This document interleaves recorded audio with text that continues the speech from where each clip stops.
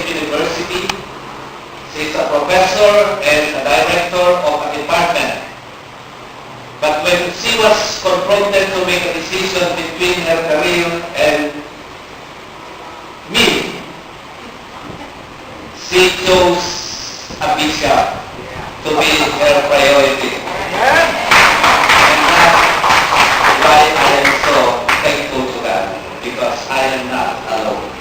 Our children are all in Manila. A mixed feelings of excitement and anxiety when I assumed my episcopal responsibilities.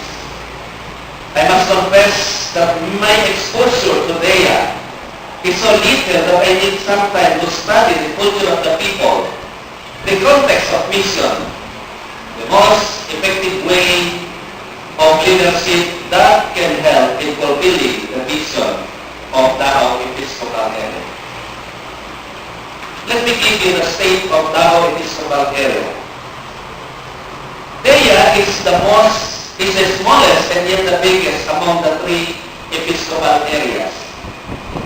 Its geographical jurisdiction is from some parts of Luzon, like Bicol.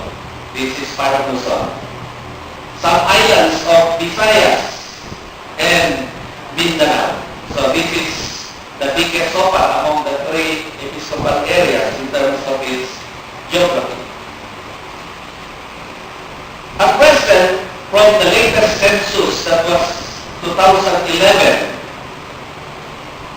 we have 12,247 professing members according to the statistics, and 10,131 baptized members, and we only have 201 local churches.